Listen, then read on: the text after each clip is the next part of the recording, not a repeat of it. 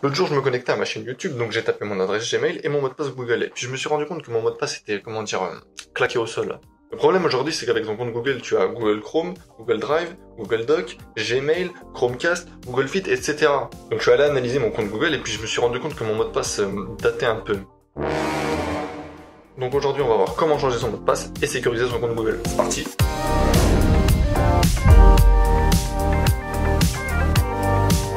Salut à toi et bienvenue dans cette vidéo, moi c'est Antoine et sur cette chaîne je t'apprends des outils et des compétences très cool qui pourront te permettre d'améliorer ta vie professionnelle comme ta vie personnelle. Et aujourd'hui on va parler sécurité, car en effet comme je t'ai dit juste avant, maintenant tu peux avoir toute ta vie sur Google avec tous les services qu'ils proposent, c'est complètement infini. Et demain une faille de sécurité sur ton compte Google peut potentiellement te mettre dans un sacré bourbier.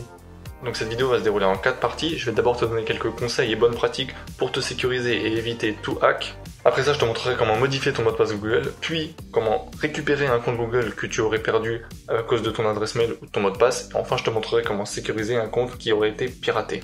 Je t'ai fait un chapitrage détaillé de la vidéo, donc n'hésite pas à sauter dans les parties qui t'intéressent. Alors la sécurité c'est un sujet super important, tu regardes les 3/4 de mes dernières vidéos, on avait besoin du compte Google, et dans les prochains mois je te parlerai aussi peut-être un peu de crypto-monnaie, donc la sécurité c'est vraiment la base de la base. Pour te donner quelques chiffres, en 2020 il y a eu 1600 cyberattaques où ils ont demandé des rançons juste après. Avec le Covid et le télétravail, les cybermenaces ont explosé, donc utilisez un VPN si vous manipulez des informations sensibles à votre domicile.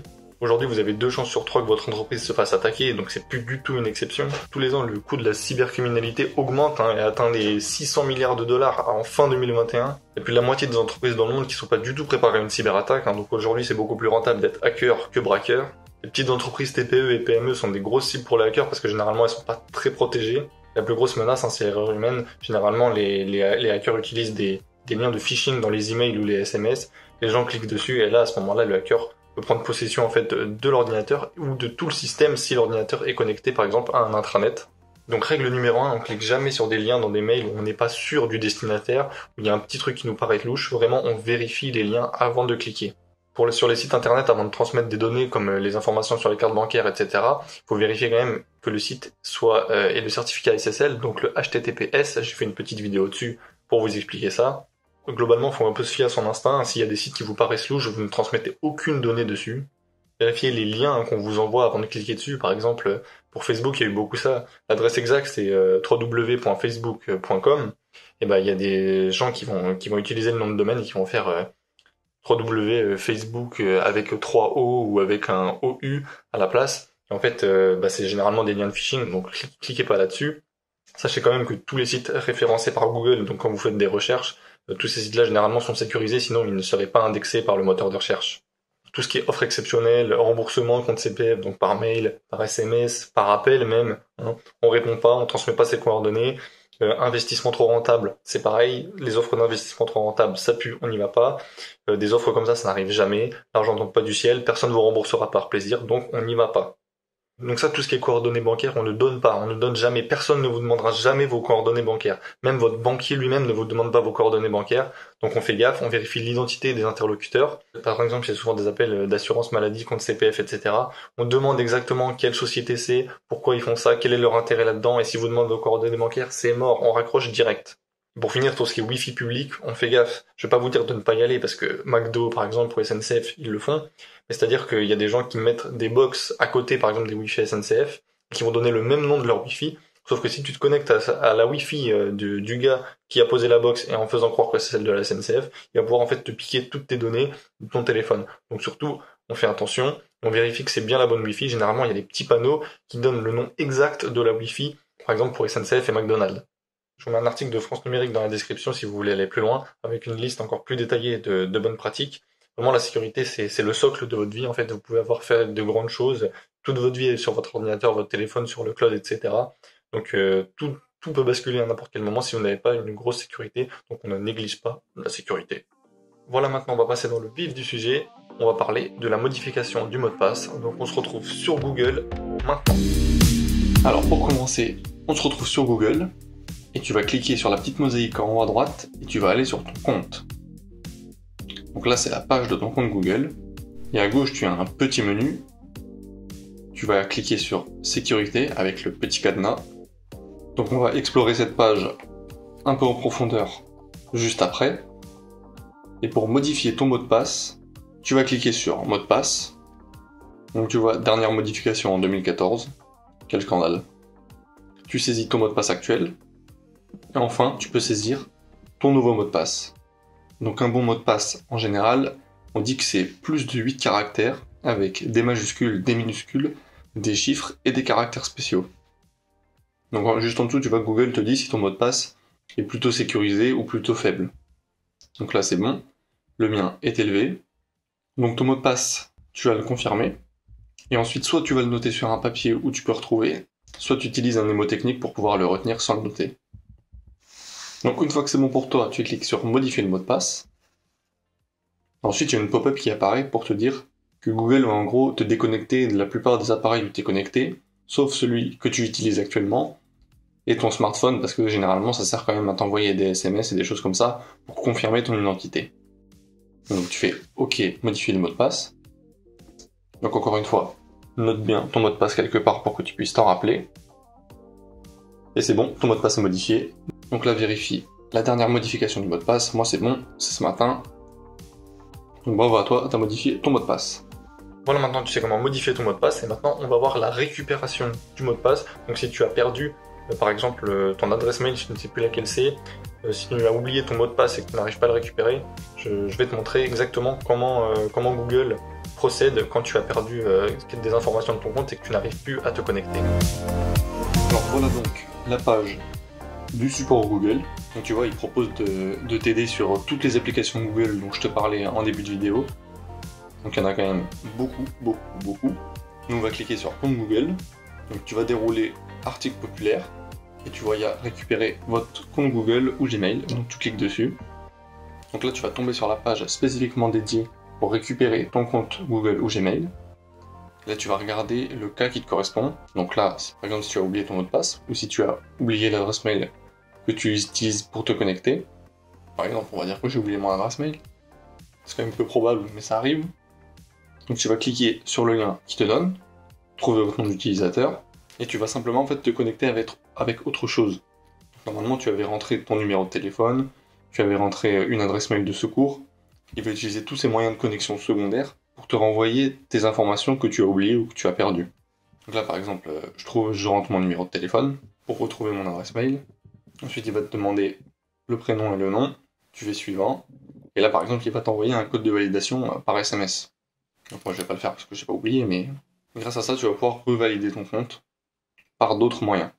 Donc c'est pareil si tu as oublié ton mot de passe, tu as juste à cliquer sur le lien et globalement tu as juste à suivre les étapes que Google t'indique.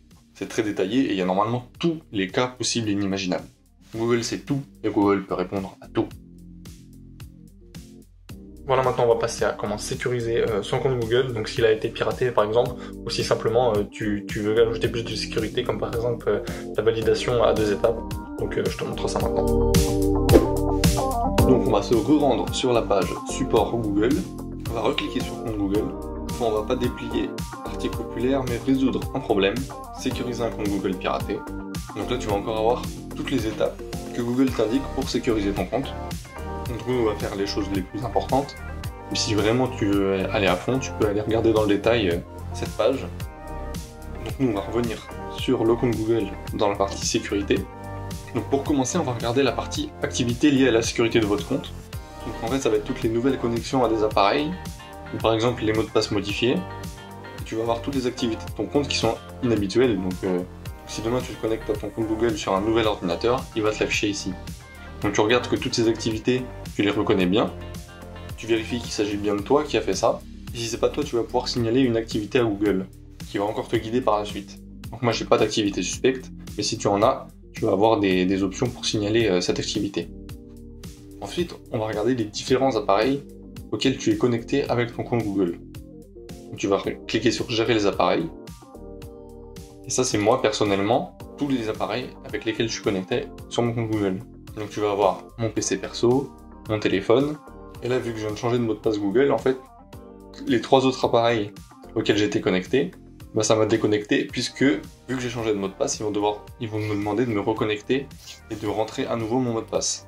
Donc tu regardes si tu reconnais tous ces appareils, s'il y a un appareil auquel tu n'es pas censé te connecter, bah tu cliques sur supprimer cet appareil ou déconnecter.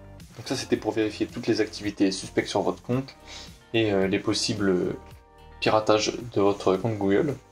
Maintenant on va upgrader notre sécurité, donc que tu te sois fait pirater ou pas, c'est pour tout le monde.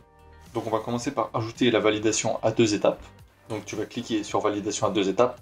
Moi tu vois que c'est déjà activé, mais je vais te montrer comment faire pour que toi tu l'ajoutes et pour que même moi je vais en ajouter une troisième en fait.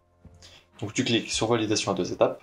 Donc là tu vas être obligé de rentrer ton mot de passe. Hop, là tu vois que ma validation à 2 étapes est activée depuis le 10 juin 2021. Donc j'ai activé la validation à 2 étapes par SMS. C'est-à-dire que pour confirmer mon identité, par exemple pour des activités suspectes, pour me connecter sur un nouvel appareil, etc., Google va m'envoyer un SMS pour que je me connecte.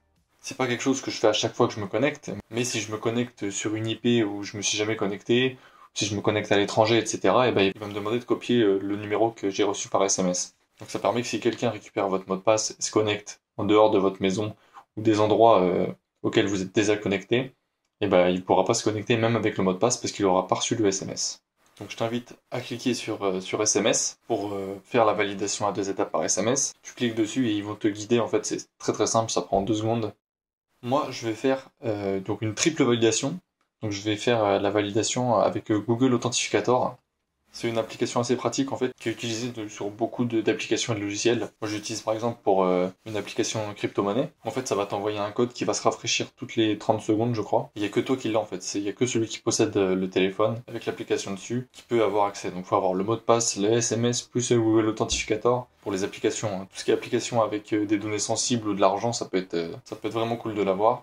Moi je vais te montrer là avec le compte Google. Donc là à toi de choisir, hein. Soit tu fais que par SMS, soit tu fais par Google Authentificator. Moi je te montre par Google Authentificator. Donc tu fais configurer une appli d'authentification. Donc là bien sûr il faut que tu ailles télécharger l'application Google Authentificator. Donc elle est disponible sur tous les stores, donc Play Store et Apple Store. Alors là je voulais directement te montrer ce que ça donnait sur mon téléphone, mais je ne peux ni faire de capture d'écran, ni faire de capture vidéo de l'application, parce que ça la bloque, donc c'est plutôt rassurant, remarque. Hein. Donc juste tu télécharges l'application, tu l'ouvres et tu appuies sur le petit plus en bas à droite de l'application. Et tu fais juste scanner un QR code, hein. C'est pas compliqué, il n'y a pas 36 boutons sur l'application. Et tu scannes le QR code. Ensuite tu fais suivant et tu saisis le code qui va être affiché du coup sur ton application. Normalement il y aura marqué sur ton application Google avec ton adresse mail, un code à 6 chiffres qui s'affiche et qui se refresh toutes les 30 secondes. Vous faites entrer ou valider et c'est bon, vous avez double authentification, voire triple authentification pour moi.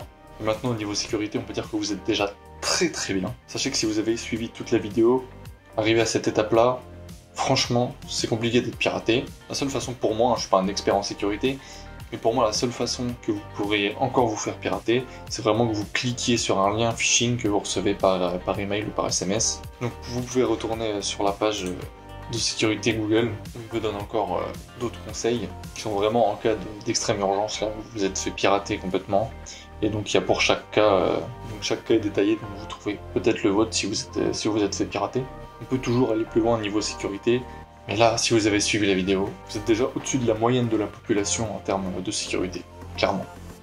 Voilà, j'espère que cette vidéo t'a plu, j'espère que ça t'a appris plein de choses et que j'ai été clair. N'hésite pas à me dire en commentaire si tu veux que j'approfondisse des choses, s'il y a des choses que tu n'as pas comprises. Dis-moi en commentaire aussi si tu t'es déjà fait hacker ou si tu as des histoires qui te sont arrivées à toi ou à tes proches et comment tu t'es débrouillé de ça, comment les situations se sont réglées, ça peut aider beaucoup de gens. N'hésite pas aussi à mettre un pouce bleu si la vidéo t'a plu et à t'abonner si tu veux continuer à apprendre plein de choses qui te serviront dans la vie. Moi je te dis à dans une prochaine vidéo, prends soin de toi, bon courage dans tes projets, salut!